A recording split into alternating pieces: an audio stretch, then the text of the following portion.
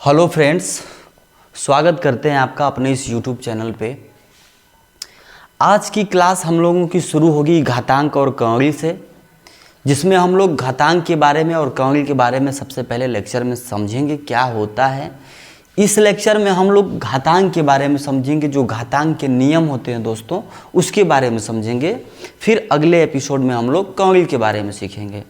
फिर इससे रिलेटेड हम लोग अभ्यास प्रश्न भी करेंगे, जो भी इससे क्वेश्चंस आते हैं एक्सरसाइज भी हल कराएंगे आपको।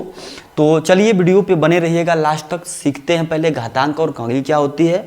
घातांक पे चलते हैं दोस्तों। घातांक आप जानते हैं दोस्तों, अगर हम a का a में गुणा कर देते हैं तो बोलते हैं a की घात 2, a पे 2 घात, या इसी को लिखते हैं a की घात 2। तो जो घात होती है वे ऊपर वाले को घात बोलते हैं और नीचे वाले को आधार बोलते हैं। नीचे वाले को आधार बोलते हैं, ऊपर वाले को घात बोलते हैं। इसमें दोस्तों घातांकीय गुणनफल, घात के बहुत सारे नियम होते हैं। गुणनफल का नियम होता है, भागफल का होता है ना। जिस हिसाब से योगफल होगा, घात की घात होगी, व्युत्क्रम का नियम, ये सारे नियम पे हम लोग चर्चा करेंगे। सबसे पहले सीखते हैं घातांकीय गुणनफल क्या होता है। ठीक है, घातांकीय गुणनफल एक नियम होता है दोस्तों। घातांक में यदि किसी आधार का घात m है, ठीक, और फिर इसी आधार की घात n है। समझिएगा, जब किसी आधार की घात m है और उसी आधार की घात n है, आपस में गुणा है। m n का मतलब यहाँ पे घात कोई और है, यहाँ पे घात कोई और है, लेकिन बेस बराबर है। तो इसका रूल कहता है कि इसे हम a पर m प्लस n घात लिख सकते हैं। ये है इसका पहला रूल। जैसे मैं आपसे बात करूं कि 2 की घात 3 गुणे 2 की घात 4 का मान बताइए, तो आप लिख सकते हैं 2 की घात 3 प्लस 4 मतलब 2 की घात 7। और 2 की घात 7 का मान आप चाहें तो लिख सकते हैं 2 दूना 4 दूनी 8 दूनी 16 दूना 32 दूना 64 दूना 128, यानी इसका मान आ जाएगा 128। ऐसे ही दोस्तों ये नियम कब काम करेगा आप ध्यान देंगे, जब दोनों का बेस बराबर हो। देखिए यहाँ बेस दोनों की आधार 1 है, a है, ये भी a है, ये भी a है। उसी तरह ये भी 2 है, ये भी 3 है। हम कहते हैं अगर 2 का हम 3 बार गुणा करें, 2 गुणे 2 गुणे 2, ऐसे ही 2 का 4 बार करें तो 2 गुणे 2 गुणे 2 गुणे 2, तो सबका गुणा करेंगे तो 2 दूनी 4 दूनी 8 दूनी 16 दूना 32 दूना 64 दूना 128, या इसी को हम जब 2 का गुणा 7 बार हो गया तो 2 की घात 7 लिख सकते हैं। तो हमें ये लिखने की ज़रूरत नहीं है। सीधे सीधे अगर बेस बराबर है, घातांक अलग अलग है, तो इसका मान, घातांकों का मान जोड़ दिया जाता है। ठीक है, इसका प्रयोग सवाल में आपको मिलेंगे। जैसे अब घातांकीय गुणनफल की मैं बात करूं, घातांकीय गुणनफल की मैं बात करूं तो घातांकीय गुणनफल में ये हो गया, यही चीज़ मैं फिर लिख दिया हूँ का। घातांकीय भागफल की मैं अब बात करूं दोस्तों, गुणनफल तो मैं हम लोगों ने सीख लिया। घातांकीय भाग की मैं बात करूं, अगर मैं आपसे कहूं कि a पर m घात है बटे a पर n घात है, इसका मतलब भाग है। भाग को हम लिखते हैं, ऐसे भी लिख सकते थे पहले, देखिए लिख सकते हैं a पर m घात भाग a पर n घात। देखिए फिर यहाँ दोनों का बेस बराबर है, घातांक अलग अलग हैं। भाग को हम बटे में भी लिखते हैं, इसको हम लिख सकते हैं a पर m घात बटे a पर n घात, या इसी को अगर डायरेक्ट हम लोग हल करेंगे तो इसका मान निकल के आता है a पर m माइनस n घात। मतलब आपको ये याद रखना है दोस्तों, जब बेस बराबर होते हैं और भाग में है तो जो इनके घातांक होते हैं, भाग में घातांकों का आपस में घटाना कर देते हैं, घटा देते हैं। मतलब अगर गुणनफल था, बेस बराबर था, तो हम घातांकों को जोड़ दिए, और जब गुणा का उल्टा भाग होता है तो यहाँ जोड़ दिए, तो जोड़ का उल्टा घटाना। ऐसे आप याद रखेंगे, यहाँ पे घातांकों को हम घटा देंगे। ठीक, इसी के साथ घात की घात का रूल हम समझते हैं। जैसे हम आपसे कहें a पर m घात है और इसकी घात n घात है, ए पर यम घात और इन सब की घात n घात, तो घात के ऊपर घात है, इसका जो रूल कहता है कि जो दोनों घात होती हैं उनका आपस में गुणा हो जाता है। मतलब हम कह सकते हैं ए पे mn घात, ए पे mn घात। ठीक है, ऐसे मैं बात करूं अगर लिखा हो 2 पे 2 घात, इस पे 3 घात, तो आप इसको हल करेंगे दोस्तों, तो इसको लिख देंगे 2 पर 2 गुणे 3 घात। घात के ऊपर घात थी, दोनों घातों का आपस में गुणा कर दिया।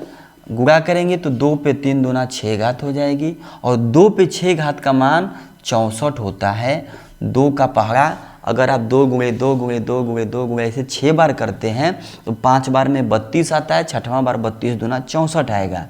इसी को अगर आप डायरेक्ट ऐसे भी हल करते, 2 का वर्ग 4 होता है और 4 का क्यूब जब निकालेंगे, 4 चौको 16 चौको 64। तो ये इसलिए करते हैं दोस्तों कि अगर एक बार इसका हम वर्ग निकालेंगे फिर एक बार क्यूब करेंगे, उससे अच्छा है कि 2 की घात का घात के ऊपर घात है तो दोनों का आपस में गुणा कर देंगे, 2 3 6 घात लिख दें डायरेक्ट, यानी 2 की घात 6 हो गया। ऐसे ही गुणनफल की मैं बात करूं दोस्तों, अगर मैं लिख दूं a गुणे b गुणे c,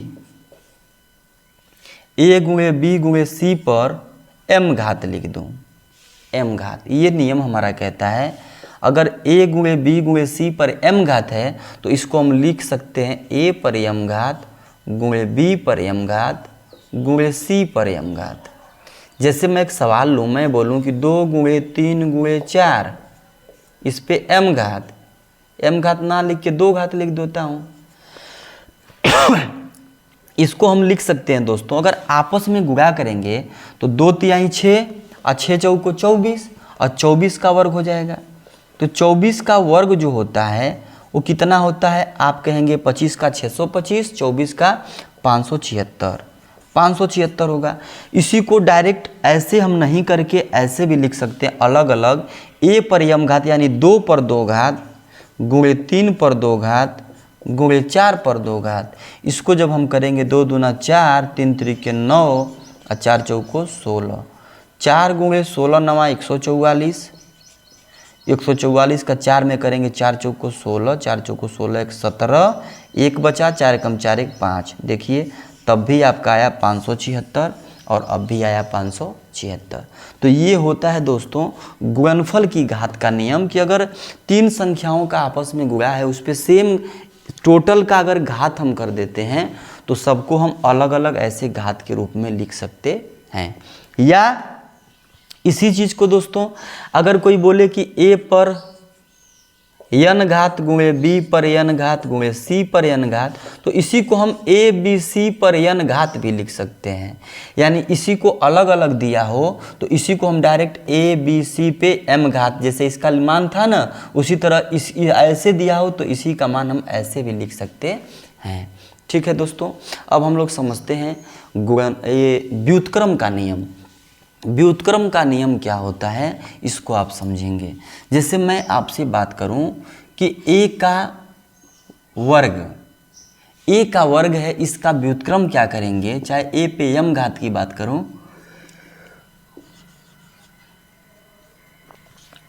a पर अगर हमने लिख दिया m घात तो a पे m घात का मतलब क्या होता है दोस्तों, अगर इसको व्युत्क्रम कर दें 1/a कर दें तो जो घात थी वो माइनस हो जाती है, जो घात वो होती है वो माइनस हो जाती है। या ऐसे इसी को हम लिखें कि 1/a पर माइनस m घात है तो इसको हम लिख सकते हैं a पर m घात। यही सेम चीज़ें हैं, ऐसे दिया हो तो हम ऐसे लिख सकते हैं, ऐसे दिया हो तो इसको व्युत्क्रम के रूप में ऐसे लिख सकते हैं। ठीक, ये है पहला नियम। और दूसरा नियम समझते हैं।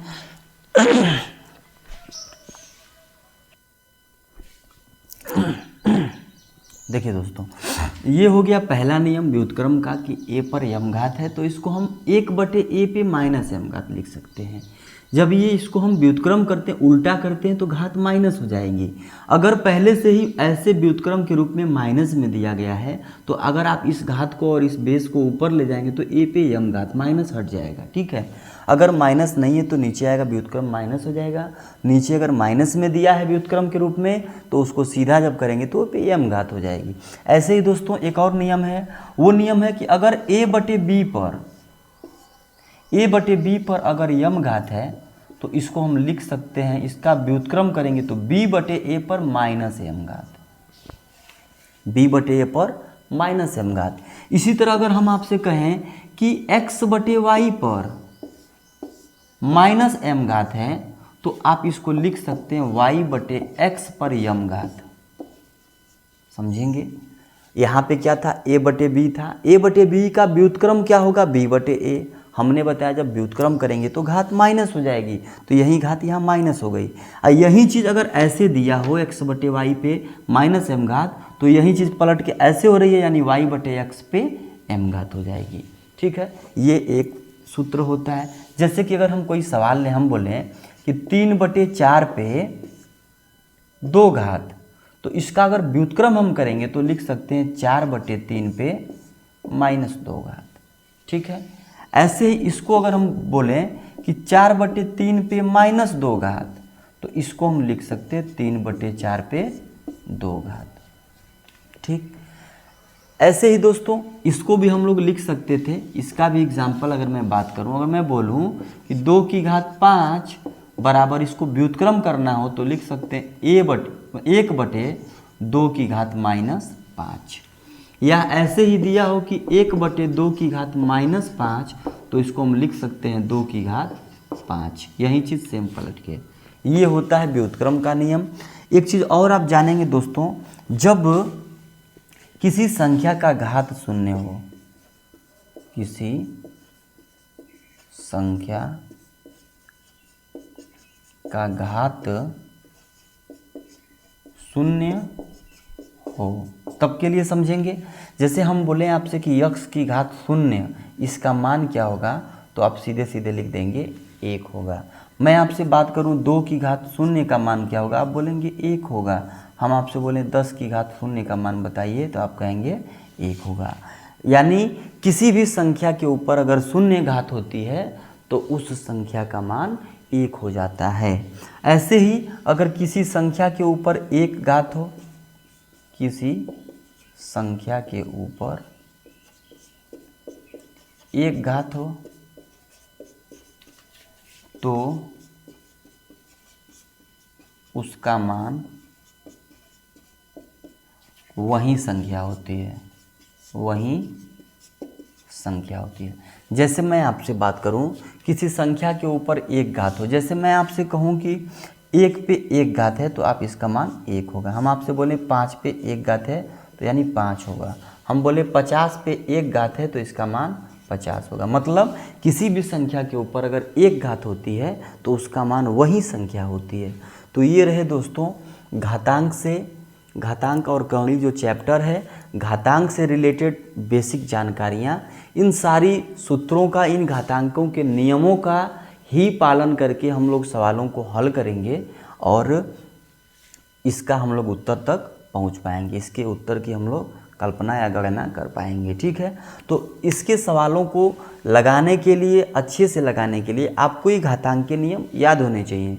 ये सब याद होने चाहिए। बेस बराबर हो तो घातांक जुड़ जाएंगी, बेस बराबर हो गुणा में घातांक जुड़ जाएंगी, बेस बराबर है भाग में घातांक को घटा देंगे। ऐसे ही घात के ऊपर घात होगी तो घातों का आपस में गुणा कर देंगे और अलग अलग अगर a b c के रूप में m घात है तो अलग अलग लिख सकते हैं, a पे m घात, b पे m घात, c पे m घात, या अलग अलग दिया है तो इसको एक साथ लिख सकते हैं, जैसे कि मैंने एग्जाम्पल के थ्रू बताया। व्युत्क्रम वाला बहुत इंपॉर्टेंट है, बहुत सारे चैप्टर्स में व्युत्क्रम का बहुत ज़्यादा प्रयोग होता है, ये चीज़ें आप जानेंगे। बाकी ये सबका प्रयोग है, तो इन सूत्रों को आप लोग याद रखेंगे। तो आज की वीडियो में सिर्फ इतना ही। अगले वीडियो में इससे रिलेटेड हम लोग सवाल को हल करेंगे। तब तक के लिए जय हिंद दोस्तों।